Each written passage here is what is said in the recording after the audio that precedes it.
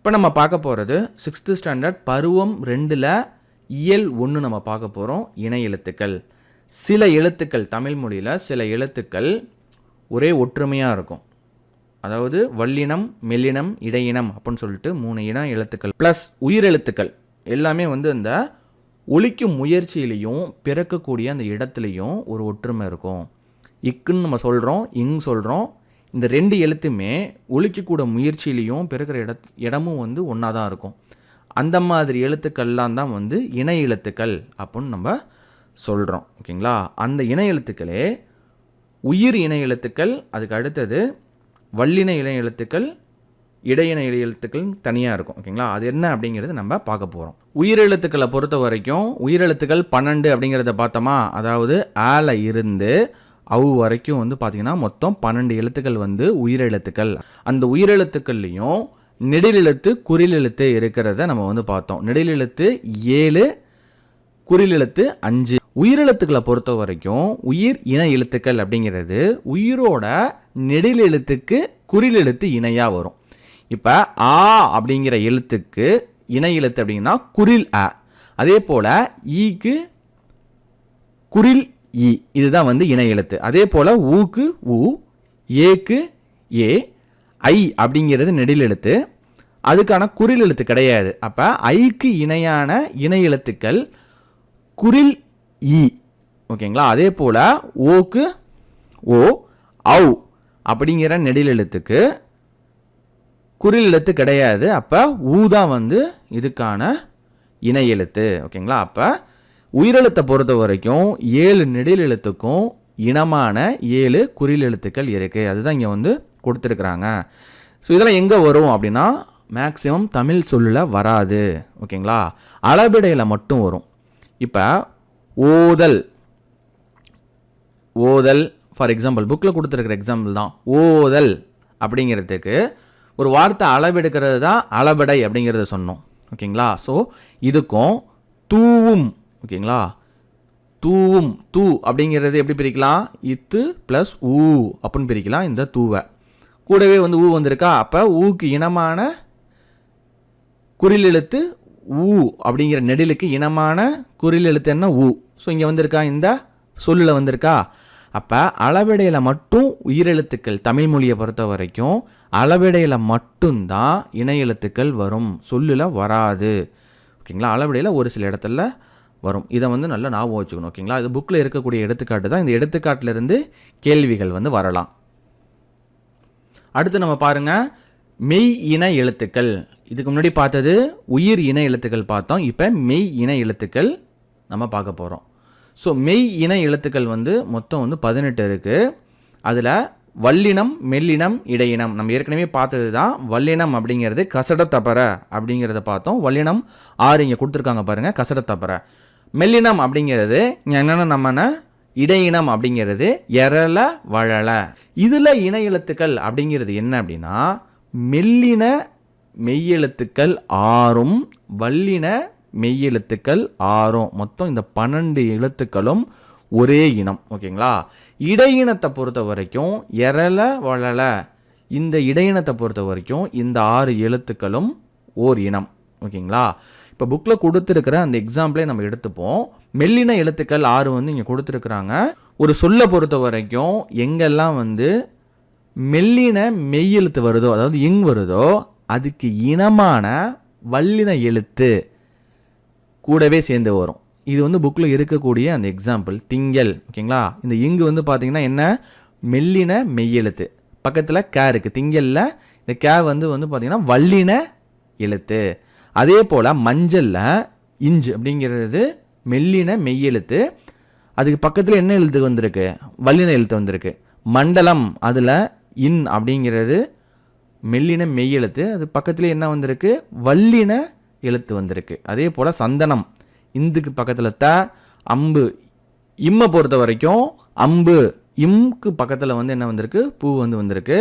அதே போல் இன்னு இருக்குது. தென்றல் இன்னுக்கு பக்கத்தில் ர, வல்லின எழுத்தான ர வந்திருக்கு. ஓகேங்களா? அப்போ மெல்லின எழுத்துக்கான இணை எழுத்து அப்படிங்கிறது வல்லின எழுத்து. இது ரெண்டும் ஒரே இனம். இடையினத்தை பொறுத்த வரைக்கும் எரள வளல, இ இர் இல் இவ் இல் இல், இதெல்லாம் வந்து பார்த்தீங்கன்னா ஒரே இனம். இதுதான் வந்து பார்த்தீங்கன்னா இணை எழுத்துக்கள். 6வது பருவம் 2ல் இயல் 3 சுட்டெழுத்துக்கள் வினா எழுத்துக்கள் தான் நம்ம பார்க்க போகிறோம். சுட்டெழுத்துக்கள் அப்படிங்கிறது தமிழில் 3 எழுத்து தான் கொடுத்துருக்குறாங்க. ஒன்று அ இ உ. ஓகேங்களா? சுட்டெழுத்துக்கள் அப்படிங்கிறது அ இ உ.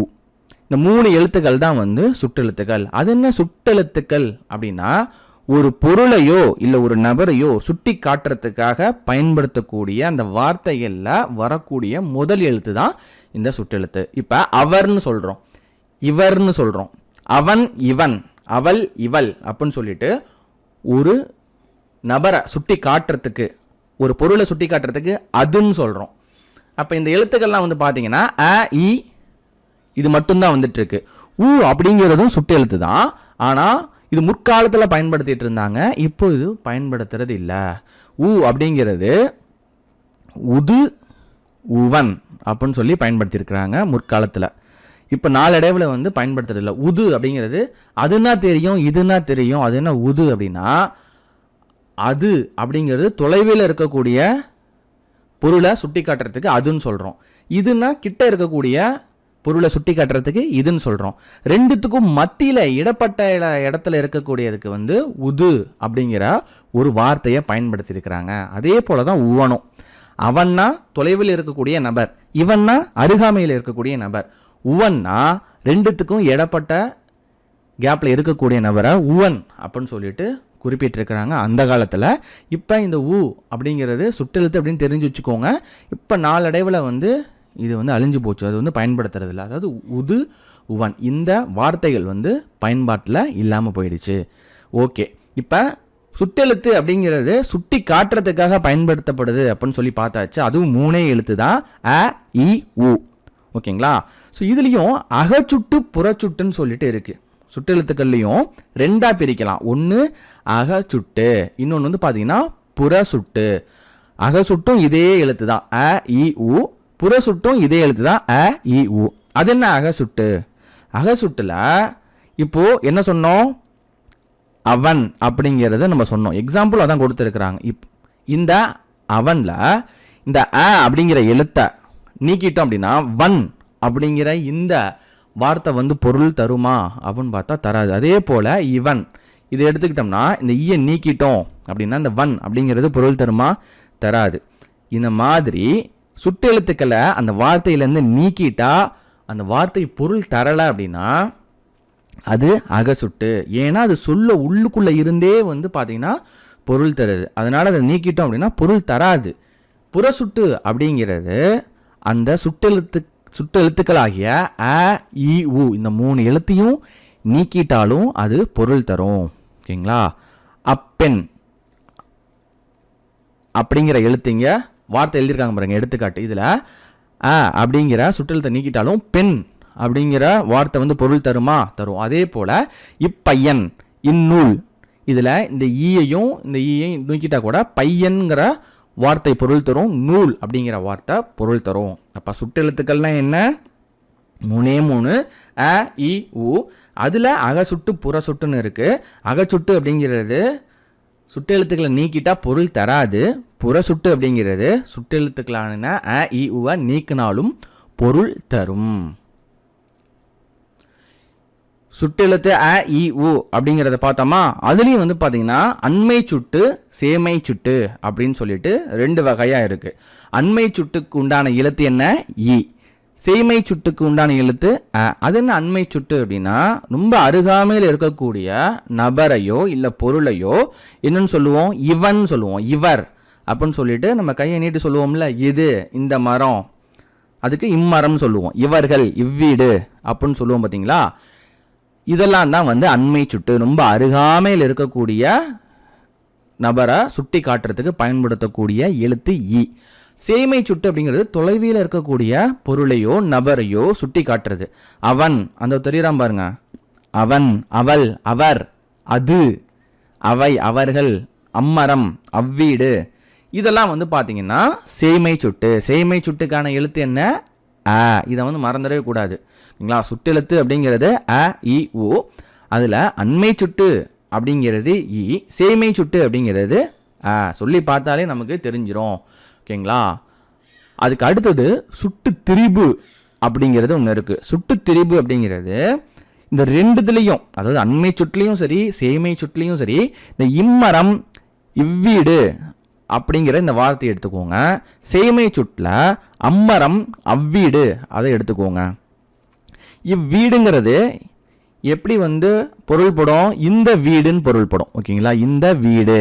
ஸோ அதுதான் இங்கேயும் எக்ஸாம்பிளில் இருக்குது. ஓகேங்களா? இந்த வீடு. அவ்வீடு அப்படிங்கிறது அந்த வீடு. அம்மரம் அப்படிங்கிறது அந்த மரம். அப்போ அப்படிங்கிற எழுத்து அந்த அப்படின்னு சொல்லிட்டு திரியுது பார்த்தீங்களா? ஈ அப்படிங்கிற இந்த எழுத்து இந்த அப்படின்னு சொல்லிட்டு திரியுது பார்த்தீங்களா? ஸோ இதெல்லாம் தான் இந்த மாதிரி அம்மரம் அப்படிங்கிறது அந்த மரம்னும் இவ்வீடு அப்படிங்கிறது இந்த வீடு அப்படிங்கிறது மாதிரி திரியுது பார்த்தீங்களா? இதுதான் சுட்டு திரிபுன்னு சொல்கிறது. அடுத்து பாருங்க, வினா எழுத்துக்கள். வினா எழுத்துக்கள் அப்படிங்கிறது மொத்தம் எத்தனை எழுத்துக்கள் இருக்குன்னா 5 எழுத்து தான். ஒன்று பார்த்தீங்கன்னா ஏ, யா, ஆ, ஓ, ஏ. இந்த 5 எழுத்துக்கள் தான் பார்த்தீங்கன்னா வினா எழுத்துக்கள். ஸோ இதுலேயும் சொல்லுல முதல்ல வரக்கூடிய வினா எழுத்துன்னு இருக்கு, சொல்லோட இறுதியில் வரக்கூடிய வினா எழுத்துக்கள்னு இருக்கு, சொல்லோட முதலிலும் இறுதியிலும் வரக்கூடிய வினா எழுத்துக்கள் இருக்கு. இப்போ இதுல இந்த ஏ, யா இந்த 2 எழுத்து மட்டும்தான் சொல்லோட முதல்ல வரக்கூடிய வினா எழுத்து.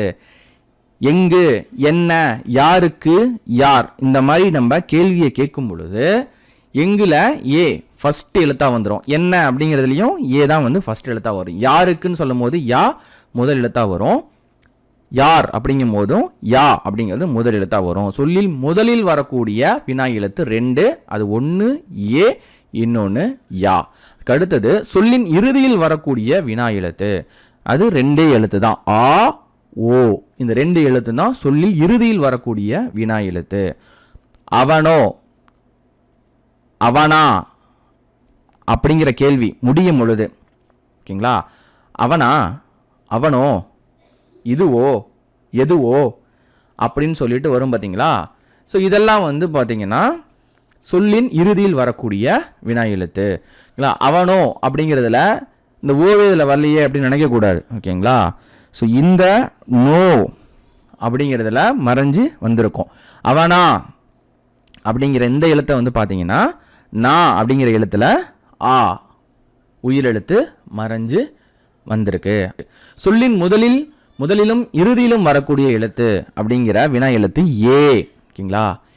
ஏன் அப்படிங்கிற இந்த எழுத்து, ஏன் அப்படிங்கிற அந்த சொல்லுல ஏ முதல் எழுத்தா வருது பார்த்தீங்களா? அதுக்கு அடுத்தது நீதானே, அவன்தானே அப்படிங்கிறதுல நே, ஏ அப்படிங்கிற எழுத்து சவுண்ட் வருது பாருங்க. இது சொல்லோட முதலிலும் இறுதியிலும் வரக்கூடிய வினா எழுத்து. அப்ப வினா எழுத்து அப்படிங்கிறது 5 எழுத்து தான். ஏ, யா, ஆ, ஓ, ஏ. இதுல ஏவும் யாவும் சொல்லோட முதல்ல வரக்கூடிய வினா எழுத்துக்கள். சொல்லின் இறுதியில் வரக்கூடிய வினா எழுத்துக்கள் ஆ, ஓ. அது சொல்லின் முதலிலும் இறுதியிலும் வரக்கூடிய வினா எழுத்துக்கள் ஏ. ஓகேங்களா? இதுதான் வினா எழுத்துக்கள்.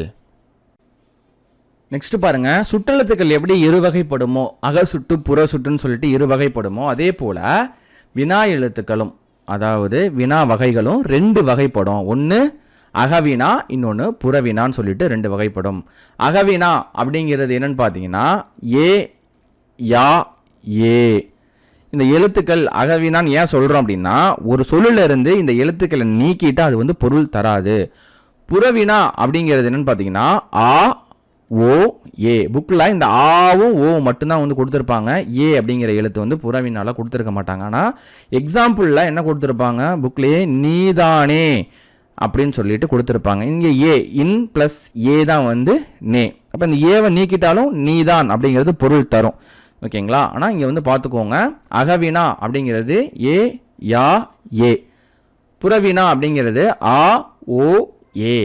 இதில் எது அப்படிங்கிற இந்த சொல்லுல ஏவை நீக்கிட்டா தூ அப்படிங்கிறது பொருள் தருமா? தராது. யாரில் யாவை நீக்கிட்டா இரு மட்டும் பொருள் தருமா? தராது.